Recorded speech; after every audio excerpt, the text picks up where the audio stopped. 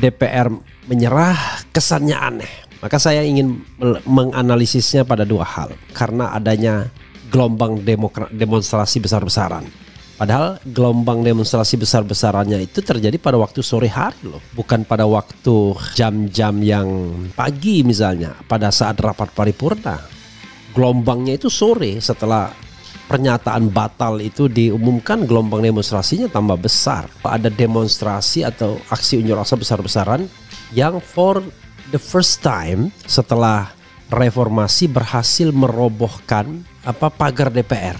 Walaupun ini agak aneh juga, karena orang mengatakan kok manjat dibiarin aja. Jadi maksudnya ada dramatisasinya untuk menghentikan semua ini. Ini kan sebenarnya hanya soal deal Jokowi dan partai-partai politik yang ada. Jokowi akan kehilangan Kaisang yang tidak bisa jadi gubernur atau wakil gubernur kalau seandainya tidak ada revisi undang-undang tersebut. Tapi di sisi lain sesungguhnya partai politik juga menikmati. Partai politik juga menginginkan dengan putusan MK tersebut karena mereka punya lebih punya marwah untuk membangun dan membentuk koalisi, bahkan standing alone mengajukan calonnya sendiri. Menarik ya pertanyaan saya dan juga pertanyaan Sobat Era sekalian, yaitu mengapa mudah sekali DPR menyerah untuk mengesahkan atau menyetujui tepatnya ya, menyetujui dalam rapat paripurna soal RUU Pilkada yang sudah selesai kebut semalam, bahkan kebut beberapa jam oleh Badan Legislasi DPR. Kalau kita mendengar misalnya Habibur Rahman di Metro TV misalnya, ya salah satu sebabnya adalah mereka mendengarkan aspirasi, tidak ingin ada korban dan lain sebagainya. Artinya DPR tunduk pada tekanan massa. Apa iya ya? Apa semudah itu menundukkan DPR hanya dengan satu kali demonstrasi? Memang besar sih demonstrasinya kemarin, tapi toh tetap bisa dihalau dan kemudian kalau seandainya rapat paripurna mau digelar, bisa saja kan kemudian mereka bikin hybrid melalui online kehadirannya, kemudian secara fisik. Dan bukannya DPR sudah biasa mengesahkan undang-undang main gelap-gelapan, undang-undang Minerba, undang-undang perubahan undang-undang KPK, undang-undang tentang yang mengemiri kekuasaan APBN DPR sendiri, dan undang-undang lainnya termasuk Omnibus Law misalnya. Semua undang-undang tersebut adalah contoh produk legislasi yang dibuat dalam kegelapan. Dalam ruang yang tidak ada partisipasi publiknya. Jadi kalau sekarang saudara sekalian DPR menyerah kesannya aneh. Maka saya ingin menganalisisnya pada dua hal. Pertama, ada alasan formal DPR untuk menghentikannya karena adanya gelombang demonstrasi besar-besaran. Padahal gelombang demonstrasi besar-besarannya itu terjadi pada waktu sore hari loh. Bukan pada waktu jam-jam yang pagi misalnya pada saat rapat paripurna. Gelombangnya itu sore setelah pernyataan batal itu diumumkan, gelombang demonstrasinya tambah besar.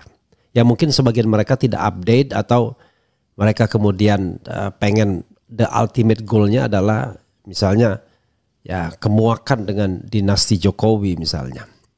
Tapi oke lah, itu satu bagian bahwa ada demonstrasi atau aksi unjuk rasa besar-besaran yang for the first time setelah reformasi berhasil merobohkan pagar DPR. Walaupun ini agak aneh juga, karena orang mengatakan kok manjat dibiarin aja. Jadi maksudnya ada dramatisasinya untuk menghentikan semua ini. Oke, satu poin. Tapi poin yang kedua, kita kan tidak tahu deal apa di belakang layar itu.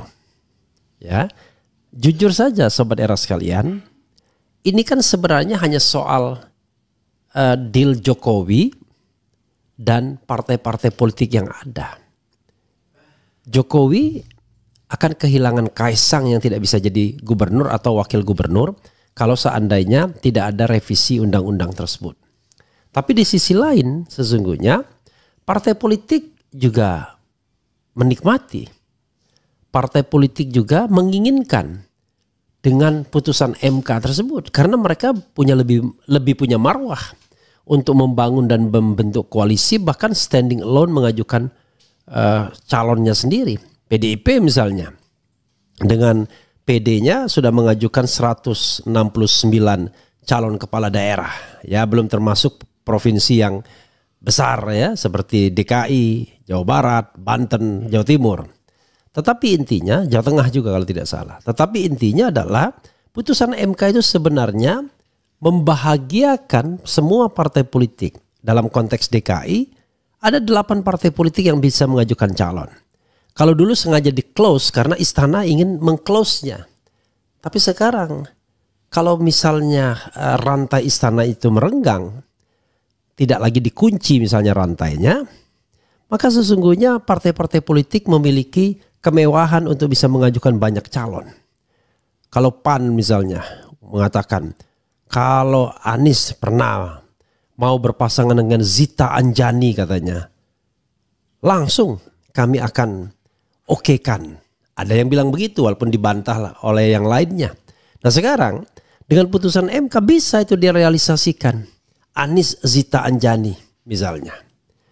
Termasuk juga Demokrat punya kader sendiri katanya. Walaupun Demokrat sedikit suaranya belum nyampe, tapi kan dia bisa join dengan partai buruh, partai-partai yang memang tidak memiliki kursi tetapi suaranya bisa menggenapkan 7,5% dalam konteks DKI. Jadi saudara sekalian, saya justru dalam tanda kutip curiga dengan deal di belakang layarnya ini. Apa deal di belakang layarnya?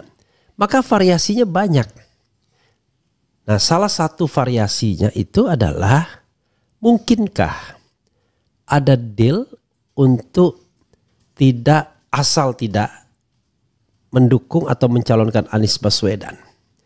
Tidak hanya untuk partai politik PDIP, tapi juga partai politik yang lainnya juga tidak boleh keluar untuk mencari keuntungan.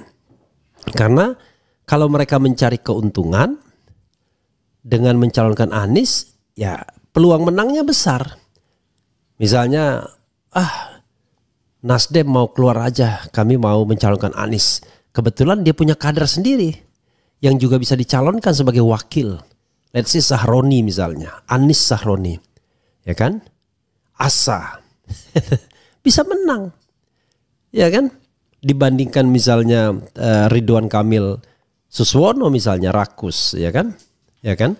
Nah, karena itu menurut saya ini menarik, perlu dicermati, tapi akan terjawab secara post factum. Secara post factumnya adalah pada tanggal 27 Agustus nanti, apakah PDIP misalnya seperti dikatakan Masinton Pasaribu akan mencalonkan atau mendaftarkan Anies Baswedan. Karena suara Bu Mega nggak enak banget tuh. Sampai mengatakan seolah-olah kok minta dukung PDIP, enak bener. Kemarin di mana? Kemarin sore di mana? Lalu Hasto mengatakan ya soan dulu ke PDIP. Padahal dalam kesempatan lain mereka mengatakan sudah berbicara. Kan ini jadi menarik menurut saya untuk melihat dinamika ini. Dan dalam konteks ini rupanya Faisal Assegaf menangkap juga apa yang saya rasakan ya, dengan tulisan yang dia buat di X atau Twitter. Begini yang ditulis oleh Faisal Assegaf. Sabar Pak Anies, rakyat menyimak intrik dan perilaku politik hipokrit elit partai. Faisal Assegaf, kritikus.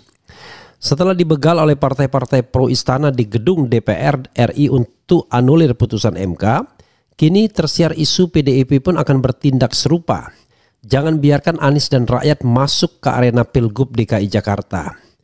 Perlu kalian sadari, Anies dan lebih dari 50 juta rakyat yang mendukung gerakan perubahan adalah energi di balik arus gerakan protes moral. Anies dan kemarahan rakyat pada ketidakadilan tidak terpisahkan. Kalaupun akhirnya PDIP mengambil jalan berpisah dari arus gerakan perubahan, maka itu adalah pertanda semua partai takluk pada kebohongan dan kelicikan dalam berpolitik, jelas memalukan. Anies tidak sendiri. Selalu ada di hati jutaan rakyat. Kami akan terus bergerak mengkonsolidasikan semua elemen gerakan perubahan menjauh dari kejahatan elit partai.